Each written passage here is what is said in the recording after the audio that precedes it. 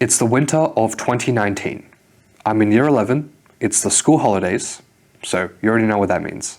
As soon as I wake up, I grab my phone, hop onto my crusty couch, hunched over bad posture, and I begin tapping away. Tapping, tapping, tapping. Hours and hours go by. It's 11 a.m., 12 p.m., 1 p.m. Quick lunch break, and then back to tapping, tapping, tapping. 5 p.m. rolls around, 6 p.m., 7 p.m., until my parents will literally shout at me that dinner was ready, which sometimes I wouldn't even hear. So yes, I was addicted to this mobile game, Clash of Clans. And I'll be playing this all day, all the way to the evening, hearing the same shouting that dinner was ready like 1,000 times before, and hearing my parents lecture of why video games are bad, it's going to ruin your future, etc. But this day was a bit different. It wasn't my parents that I was paying attention to. A notification popped up on my phone screen that I've never seen before. It was from the game. The game itself locked me out because I was playing for too long. And in that moment, it really struck me back. It snapped me back into reality. Like, what am I doing with my time? I wasn't even fully happy when I was playing these video games. I was just kind of mindlessly tapping away. And yet it was ruining my relationship with my parents. I was becoming a mindless zombie. And every accomplishment I made in the virtual world doesn't mean anything once I turn my phone off.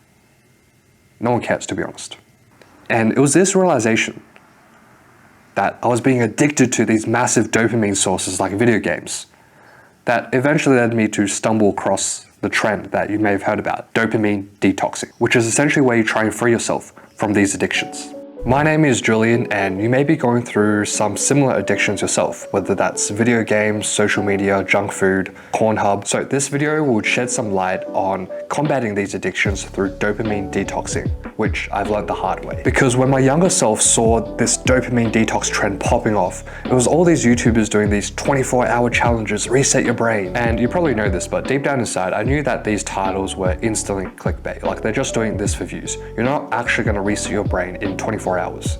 And what's worse is that all these videos have fast-paced action music, a constant barrage of pixels, new shots every 1 to 2 seconds, which is ironic considering the topic is about dopamine detoxing. Now, dopamine detoxing is actually amazing, but just not in the way that these YouTubers describe it as some short-term challenge. Like, one of the rules in one of these challenges was not talking to another human, which is possibly one of the dumbest ideas I've ever heard. It's like one of those quick extreme diets that you do for 30 days where you barely eat anything. Yes, you will lose weight quite quickly because you're not eating anything, but you'll also regain that weight just as quickly back. Now, rather than viewing dopamine detox as this short little fun challenge we can do, I found it much more helpful to have a long-term dopamine detox. And this is something that I've been doing for the past 4 years since year 11. And it's not as extreme as you think. Just like a long-term diet, this is much more sustainable. It's a consistent life choice. And because of that, it works much better. And this is very important. A long-term detox is not where we just eliminate anything that has the potential to addict us. Like, I'm never using Instagram again.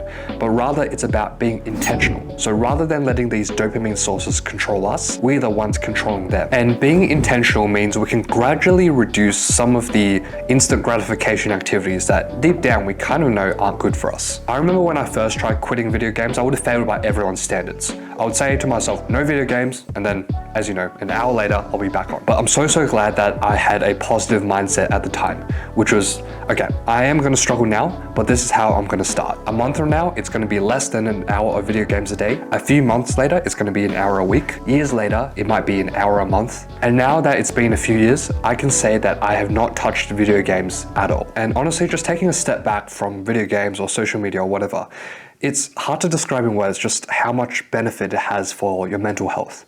Like, after gradually reducing video games or whatever addiction, I just feel so much just at ease and happy with myself. It is kind of cliche, but I feel just so much happier when I'm away from these modern addictions. And if you think about it, we're in the safest, most advanced period of time than any era before.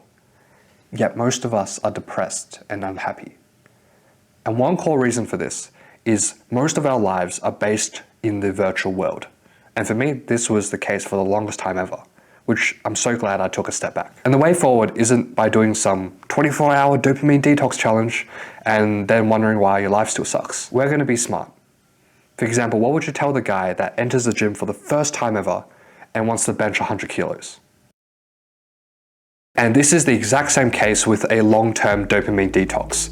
And there were 2 steps that I followed. So the first is to identify the source of dopamine, instant gratification activity that I wanted to cut out. For me, that was video games. For you, it might be social media or junk food. And rather than instantly cutting it off, we want to progressively overload, just like in the gym, lifting 1 kilo heavier each time. But with video games, for example, we want to play 10 minutes less, week by week. And you'll find yourself playing video games, eating junk food again. That's okay, we're playing the long game.